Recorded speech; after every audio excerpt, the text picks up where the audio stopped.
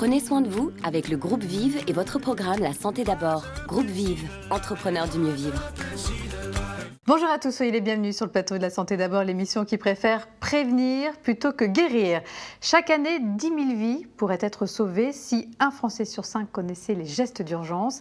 Malheureusement, nous sommes encore trop peu nombreux à être formés à ces pratiques de premier secours. Quels sont les gestes que nous devrions tous connaître? Où et comment les apprendre? Eh bien, on en parle aujourd'hui sur le plateau de La Santé d'abord.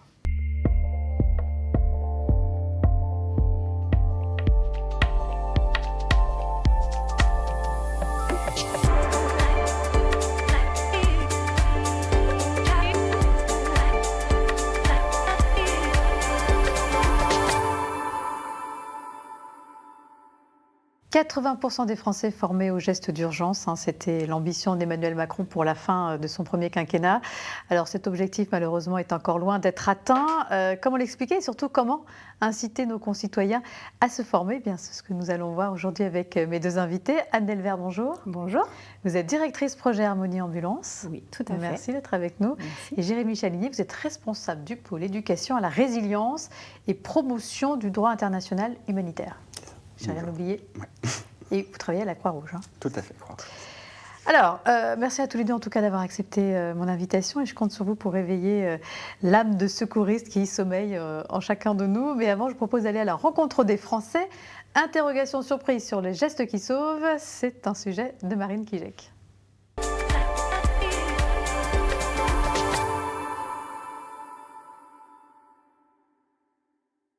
En cas d'urgence ou de problème, en réflexe, je dirais que le premier, j'appellerais le 18.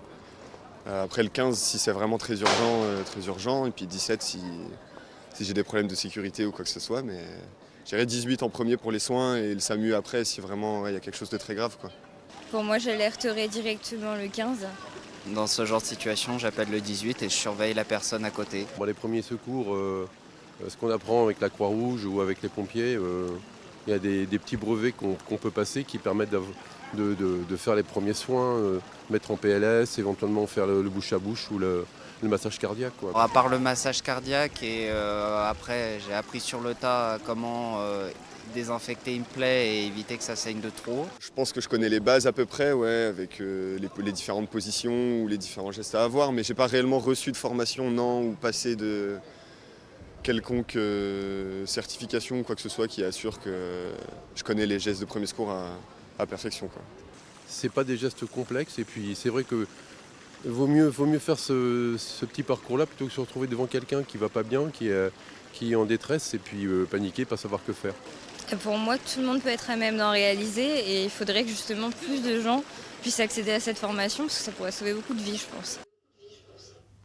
Donc voilà, des réponses pleines de bon sens, mais d'après Philippe Dacosta, président de la Croix-Rouge, 40% seulement des Français seraient formés aux gestes d'urgence. On est un peu les mauvais élèves en Europe. C'est le taux de formation le plus bas d'Europe. Comment expliquer ce retard de la France dans ce domaine? Voilà, est-ce que c'est culturel? Est-ce qu'il y a un manque de formateurs? Qu'est-ce qu'on pourrait répondre à ça, Jérémy? Vous avez d'autres pays comme la Norvège, vous avez 95% de la population qui est formée, mais c'est vrai qu'il y a des mécanismes qui sont obligatoires, qui rendent obligatoires ces formations. C'est obligatoire, c'est donc ça. En France, c'est les Français et les Françaises qui doivent prendre l'initiative. Donc si un jour ça devenait obligatoire, là, on pourrait atteindre petit à petit, on pourrait ces tendre, 95%. En tout cas, ouais. Ça pourrait l'être un jour, vous pensez? Il faudrait. Il faut. Bon, le message est passé en tout cas. Et puis parfois on a aussi peur de mal faire, d'aggraver la situation avec le risque que la famille de la victime se retourne contre nous. Alors il ne faut surtout pas avoir peur. Il faut oser. Aujourd'hui, on a une protection avec une loi qui est sortie le 3 juillet 2020, donc qui fait des citoyens sauveteurs une protection complètement juridique du futur sauveteur. Il ne pourra jamais avoir de représailles, juridiquement parlant, par un tiers s'il prodigue les premiers secours. Et si on n'a pas de formation. Et si on n'a bien sûr pas de formation. Puis en même temps, avec toutes les séries médicales qui passent à la télévision, on commence à avoir quelques notions de certains gestes. Mais ce que vous nous dites, c'est que mieux vaut intervenir, même si on ne les maîtrise pas complètement, ces gestes, plutôt que de ne rien faire. Tout à fait. Il y a quand même des gestes à éviter quand on n'est pas formé ou...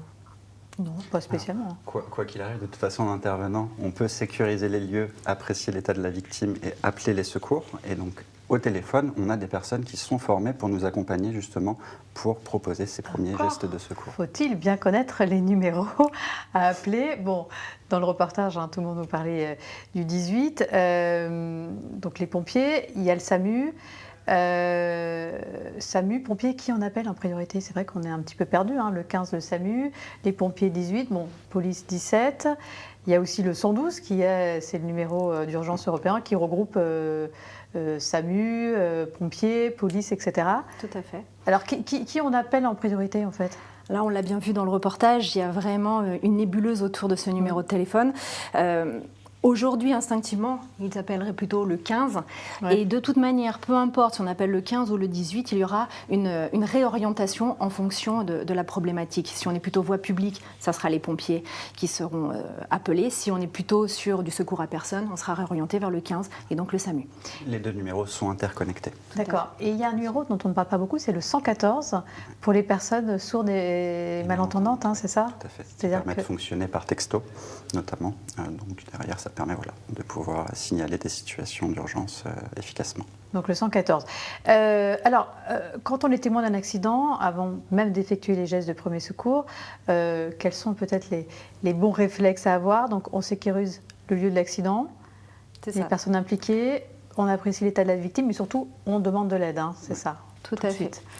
Et une chose importante, ne pas intervenir si on se met soi-même en danger. Il faut vraiment sécuriser la zone pour ne pas créer un suraccident. Et après, alerter et secourir. Bon, une fois qu'on a fait tout ça, qu'on a sécurisé l'espace, qu'on a appelé les secours, on peut commencer à pratiquer les gestes d'urgence pour empêcher l'aggravation de l'état de la victime. Donc on va vous rappeler les 3 gestes de base aujourd'hui que nous devrions tous connaître. Alors, premier cas de figure, l'arrêt cardiaque. Déjà, comment être sûr que la personne fait un arrêt cardiaque? Alors, une personne qui fait un arrêt cardiaque, du coup, n'a aucun mouvement et ne respire pas. Ou alors, il peut y avoir une respiration, mais en fait avec des halètements qui sont irréguliers et bruyants, et donc vraiment complètement anormal, mais sans mouvement et sans respiration, une respiration extrêmement compliquée et anormale. Et donc dans ce cas-là, on peut pratiquer un massage cardiaque, et notre reporter justement Quentin Duval a rencontré Florent Martel, formateur pour Harmonie et Ambulance, et qui nous montre les bons gestes à réaliser. Regardez.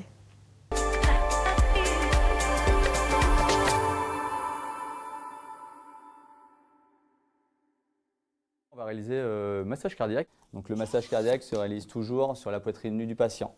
Je vais venir me coller à la victime comme si son bras passait entre mes jambes et je vais venir imposer mes 2 mains au centre de la poitrine. D'accord ? Je prends une ligne imaginaire entre 2 mamelons et je viens me placer au centre. Et je vais faire 30 compressions thoraciques que je vais venir alterner avec 2 insufflations. Pour faire les insufflations, je bascule la tête prudemment en arrière, je pince le nez. J'alterne mes 30 compressions pour mes 2 insufflations jusqu'à l'arrivée des secours. Bon, rappelons que les premières minutes sont capitales dans la survie d'une victime. Lors d'un arrêt cardiaque, 1 minute sans massage cardiaque, c'est 10% de survie en moins. Donc il ne faut pas hésiter à le pratiquer. Moi, j'ai entendu dire qu'il fallait suivre le rythme de la chanson Staying Alive des Bee Gees. C'est une bonne idée, ça? C'est une très bonne idée. On l'apprend. On l'apprend, c'est ça. On l'apprend. Et je ne vais pas le chanter parce que je chante très très mal. Ça permet d'avoir vraiment le bon rythme. Ouais, entre 100 et 120 massages. Voilà, exactement. Il faut appuyer fort, il ne faut pas avoir peur de casser une côte ou quoi que ce soit, ou pas spécialement? Quelle est la pression qu'on doit... Donc là, le formateur nous dit bien mettre au centre, au milieu de la poitrine. Donc on appuie sur le sternum, pas sur les côtes. Il n'y a pas de risque en soi de casser des côtes. Et après, c'est vrai qu'on est entre 5 et 6 cm. Donc il y a quand même un vrai appui. Et pour le bouche à bouche, c'est quand même un geste particulier, il vaut mieux être formé quand même ou non?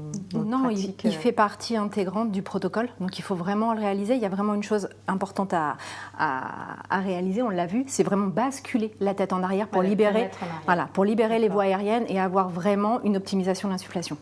Pincer le nez également, et aussi peut-être sur simplement le mode d'insufflation est vraiment régulier et on n'envoie pas un grand coup d'air d'un coup en fait. D'accord, c'est un petit peu d'air mais de façon régulière. C'est ça.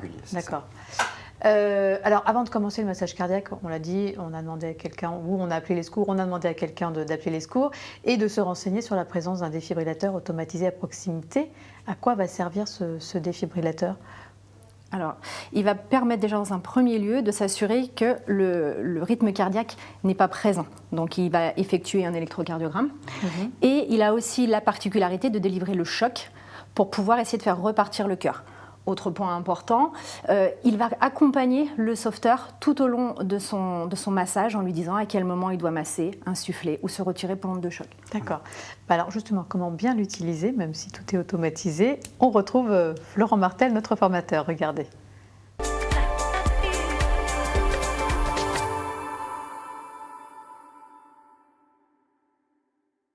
Le fonctionnement du défibrillateur est assez simple.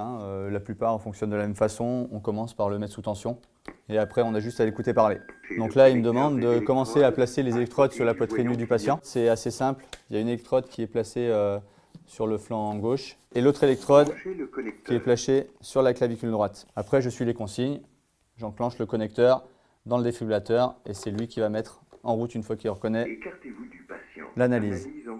Donc là, il me demande de délivrer un choc et c'est moi qui dois délivrer le choc en appuyant sur le bouton orange qui clignote. Maintenant, il est parti sur un cycle de 2 minutes. Toutes les 2 minutes, il va me demander d'arrêter les compressions thoraciques pour réaliser une analyse et me demander de choquer ou non. Comment savoir s'il y a un défibrillateur cardiaque à proximité? On a des moyens pour les localiser? Tous les lieux publics ont l'obligation d'avoir un défibrillateur automatisé externe. D'accord, tous les lieux publics. C'est un boîtier particulier, hein, c'est un boîtier vert voilà, qui ressemble à ça, défibrillateur cardiaque. Et il y a l'application aussi Staying Alive, justement, qui permet de localiser, qui recense tous les défibrillateurs cardiaques sur tous les territoires et on peut savoir effectivement où en trouver un à proximité.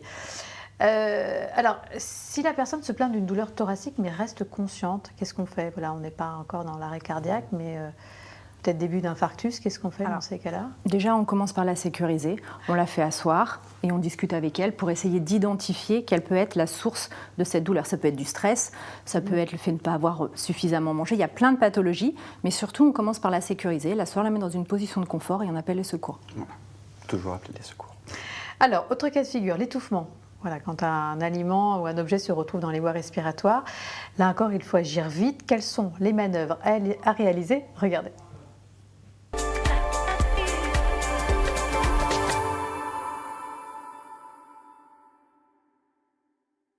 Je vais vous présenter donc l'action de secours pour gérer l'étouffement chez l'adulte et le nourrisson. Donc, la première, c'est la réalisation de 5 claques vigoureuses avec le talon de la main ouverte entre les omoplates. S'il n'y a pas d'efficacité, je dois enchaîner avec 5 compressions abdominales. Je viens me placer derrière la victime, je serre mon poing que je viens placer au niveau de l'estomac. Je vais devoir gérer de la même façon l'étouffement chez le nourrisson. Par contre, par rapport à son gabarit, je vais plutôt me mettre en position assise et je vais venir apposer le nourrisson sur mon avant-bras en tenant la tête du nourrisson.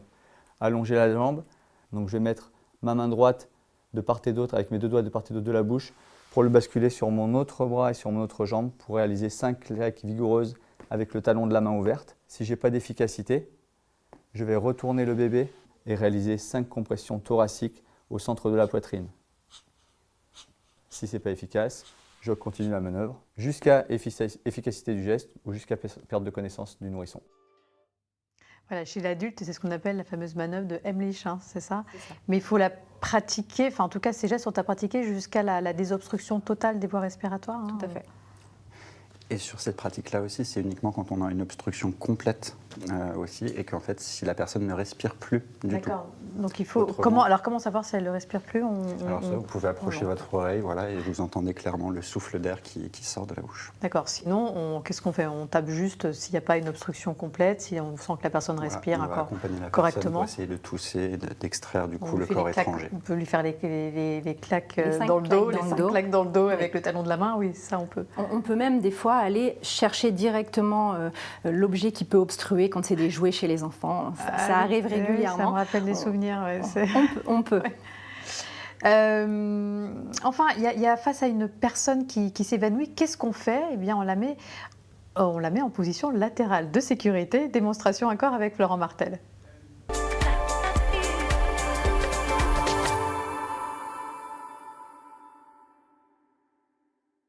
Nous allons réaliser la position latérale de sécurité sur l'inconscient qui respire. Je vais prendre le bras qui est de mon côté et le mettre à 90 degrés. Je vais me rapprocher de son corps pour aller chercher sa main opposée avec ma main qui est du côté de son visage pour aller lui mettre le revers de sa main sur sa joue qui est de mon côté. Et je vais aller chercher son genou opposé, le lever, pour me faire un bras de levier, pour pouvoir facilement, moi en reculant, appuyer sur le genou et pouvoir la retourner.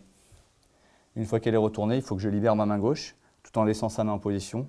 J'appuie sur son coude, je libère doucement ma main, je l'ouvre la bouche, comme ça, elle peut évacuer les liquides biologiques et respirer. Je lui mets le pied devant, je remonte le genou, une main sur le ventre et je peux surveiller si elle respire. Voilà, ça c'était pour les 3 gestes de base. Est-ce que vous avez des informations complémentaires à nous donner? Sur ces 3 gestes-ci? Oui, Florent a très bien fait son boulot. Non, tout a été très bien présenté. Donc la personne vient de perdre connaissance et simplement elle respire encore. Voilà, la différence avec le premier cas de figure où on a l'arrêt cardiaque où la personne ne respire plus. Exactement. Donc là, on ne commence pas de massage cardiaque. C'est-à-dire que si la personne respire, on est d'accord, on ne fait pas de massage cardiaque. Non, là on la met dans une position de confort. D'accord.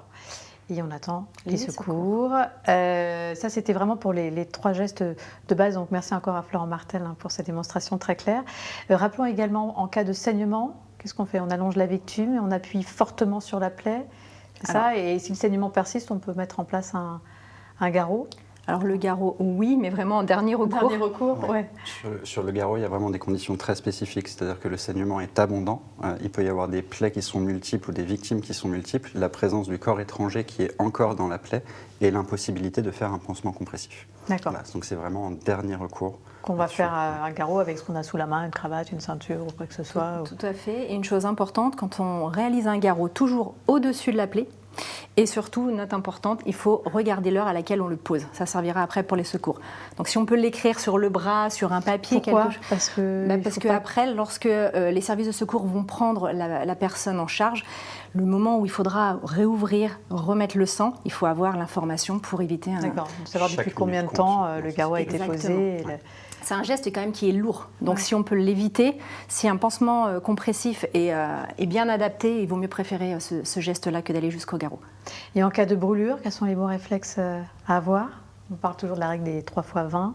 Tout à fait, c'est celle-là. Eau à 20 degrés, à 20 cm du robinet pendant 20 minutes. Mais ça, c'est pour les petites brûlures. Hein. Tout à fait. Simplement, sur la règle des 3-20, c'est de l'eau qui est à température modérée et à faible pression. C'est ça. D'accord. Mais voilà, pour des petites brûlures qui font à peu près moins d'une pièce de 2 euros, hein, c'est ça? Oui, 2 euros. Là. Sinon, pour le reste, il y a des choses particulières à faire chez des gens qui sont brûlés plus gravement. Malheureusement, il faut appeler les secours et attendre. Tout de suite, il ne faut pas se lancer dans n'importe quoi. Est-ce qu'il y a d'autres situations d'urgence dans lesquelles on peut intervenir? Alors, toute situation de malaise aussi, il ne faut pas négliger le fait que d'écouter la personne, de la laisser exprimer aussi et de pouvoir appeler à l'aide, ça reste aussi des gestes qui sauvent, vraiment, cette écoute active. Après, on pourrait avoir tout un tas aussi de situations. Là, je pense qu'on a mentionné les principaux. Et après, il faut aller, je pense, se sensibiliser et se former justement pour voir... justement, parlons de la formation. Je pense qu'on a bien compris l'importance de se former à ces gestes de premier secours. Mais à qui s'adresser quand on veut se former? Voilà, parce qu'on est un peu perdu. Je trouve qu'il y a un peu un manque de visibilité de l'offre de formation à ces gestes de premier secours. Vous avez un certain nombre d'organismes qui sont habilités à dispenser ces formations la aux gestes qui sauvent, la Croix-Rouge française, d'autres organismes aussi comme la Protection civile, la Croix-Blanche, l'Ordre de Malte aussi.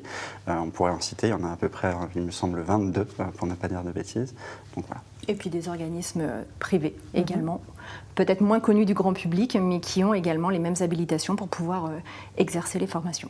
Oui, alors comment savoir si l'organisme que j'ai choisi va répondre à mes attentes en termes de formation?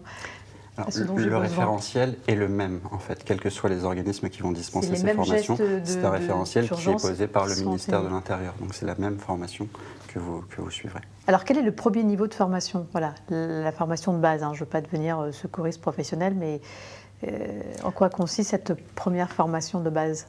Donc vous allez avoir la formation aux gestes qui sauvent et la formation PSC1, donc prévention et secours civiques de niveau 1. Sur le PSC1, vous avez la possibilité de le suivre en format hybride avec une partie en distanciel, en e-learning qui dure 3 heures, enfin environ 3 heures, et une partie en présentiel d'une demi-journée de 4 heures. Autrement, vous pouvez la suivre aussi sur une journée complète, sur 7 à 8 heures. D'accord, ça c'est la formation de base. Après, il y a des choses plus compliquées, l'IPS, le PS... E1, premier secours en équipe de niveau 1. Là, c'est si on veut améliorer sa formation. En tout cas, ça... Moi, je rebondirais juste en disant qu'il existe aussi la formation pour sauveteur secourisme du travail. Qui là est importante, elle dure 2 jours, 14 heures de formation, donc on a un spectre qui est un petit peu plus large, mais surtout on est en mise en situation sur les risques qui se passent dans l'entreprise là où on intervient. Donc ça permet encore une fois de balayer une population un petit peu plus large. D'accord, oui, au sein de l'entreprise avec tous les risques inhérents à certaines professions. Pour cette formation de prévention de niveau 1, ce qu'on appelle le PSC1, est-ce qu'il n'y a pas de prérequis? Tout le monde peut faire cette formation? Il n'y a pas besoin d'être dans une condition physique particulière? Non. À partir de 10 ans, elle est accessible. 10 ans, oui. C'est à tout âge, d'accord. Oui. Et donc sur les initiations au premier secours, ces fameuses IPS aussi, c'est donc un peu moindre que le PSC1 sur des temps plus courts, mais on pourrait avoir des initiations au premier secours dès l'âge de 3 à 4 ans. À 3-4 ans, d'accord. Alors dans les écoles justement, il y a ces formations dans les écoles primaires, au collège, un peu moins au lycée. Ça pourrait être renforcé tout ça ou... Il faudrait que le gouvernement impose un rythme de formation pour les enfants, parce que de toute manière, ce sont des éponges, si je puis dire. Oui. Il n'y a pas de tabou pour eux. Il y a moins d'inhibition, ils vont oser plus facilement faire ces gestes. Pour eux, c'est ludique. Et donc depuis 2016, le gouvernement effectivement veut généraliser ces formations. Après, il faut du temps derrière pour qu'on puisse aussi s'organiser et effectivement former tous les jeunes de notre pays. Combien ça coûte ces formations ? En moyenne, le PSC1, vous pourrez le suivre pour 60 €, quels que soient les organismes. La version IPSC1 est souvent un peu moins onéreuse, aux alentours de 40 €. D'accord. Et je sais qu'aussi, au sein des entreprises, on forme les personnes qui vont bientôt partir à la retraite. Oui. Alors ça, c'est une directive qui est arrivée en avril 2021. Donc toute personne partant à la retraite a l'obligation de suivre une formation geste de premier secours, mais avec vraiment la particularité arrêt cardiaque. Donc c'est encore un autre moyen aujourd'hui de pouvoir resensibiliser plus la population et continuer à croître. Et peut-être. Mais là, c'est obligatoire. C'est obligatoire. D'accord. Mais peut-être qu'un jour, cette formation, dès le plus jeune âge, elle sera obligatoire pour tout le monde. C'est ça. D'accord. Alors, parfois, il y a des personnes qui hésitent à se former parce que trop sensibles, par peur aussi de manquer de sang-froid, peur de mal faire.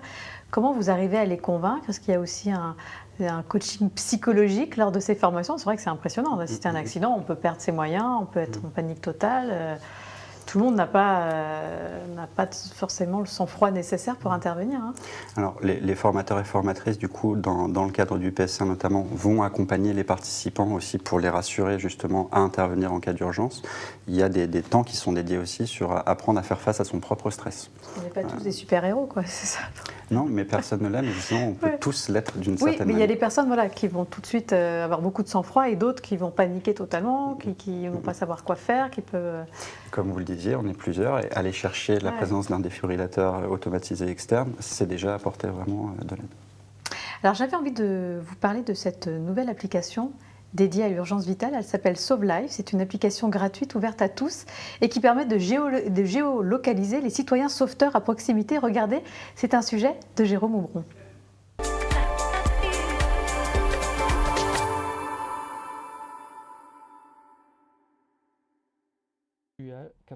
Une application smartphone pour sauver des vies. Avec Sauve Life, le SAMU d'Amiens peut désormais alerter les personnes à proximité d'un accident cardiaque.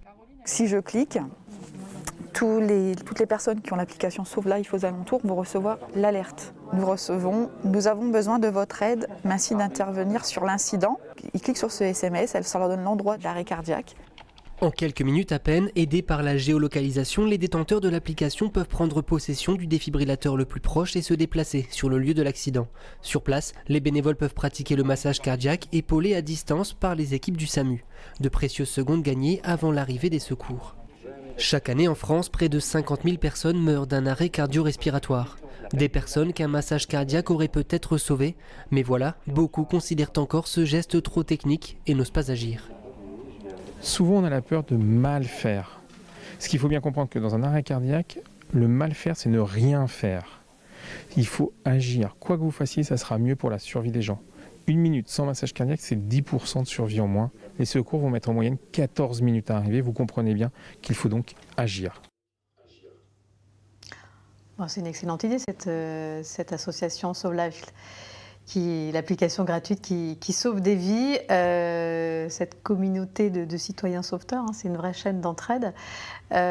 Pour être référencé citoyen sauveteur, qu'est-ce qu'il faut faire? Il suffit de s'inscrire sur cette application gratuite? Tout simplement, il suffit juste de s'enregistrer et après nos coordonnées sont conservées. Et donc voilà, mais ces citoyens volontaires ne sont pas forcément formés aux gestes de première urgence. Non, ce n'est pas une obligation. Ce n'est pas une obligation, d'accord. Mais ils sont là. Préférable, en général, c'est toujours préférable, mais ce n'est pas une obligation. Mais c'est vrai que c'est eux, s'ils sont à proximité, ils peuvent venir débuter un massage cardiaque ou aller chercher un défibrillateur cardiaque à proximité. En France, je crois qu'en mars 2022, plus de 600 000 volontaires sont inscrits sur Sauve Life depuis le lancement de l'application en mars 2018.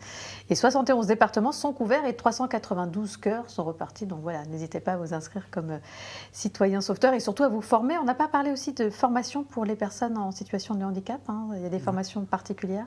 Oui, il y a des référentiels. Nous, c'est ce qu'on appelle le PSC1 autrement capable, en particulier pour les personnes en situation de handicap physique à mobilité réduite. Et donc, ils vont pouvoir proposer des gestes qui sauvent de manière un peu différente de par justement leur situation de handicap. Un grand merci à tous les deux. Voilà, c'était très pratico-pratique. Je pense que c'était très concret. Moi, ça m'a remis en tête pas mal de choses. Donc, les points à retenir: se former aux gestes de premier secours, c'est accessible à tous à n'importe quel âge. Et l'objectif, ce serait que 80% de la population soit formée dans les prochaines années. Donc, peut-être rendre cette formation obligatoire. Ne pas hésiter à intervenir, même si on ne maîtrise pas bien tous les gestes, même si ça fait longtemps qu'on n'a pas révisé, ou même si ça fait longtemps qu'on a été formé. Et la meilleure chance de survie d'une victime, c'est la personne qui se trouve à ses côtés. Un grand merci à tous les deux. Merci à tous ceux qui m'ont aidé à préparer cette émission. Quant à moi, j'aurai le plaisir de vous retrouver très bientôt pour un prochain numéro de La Santé d'abord. D'ici là, prenez soin de vous.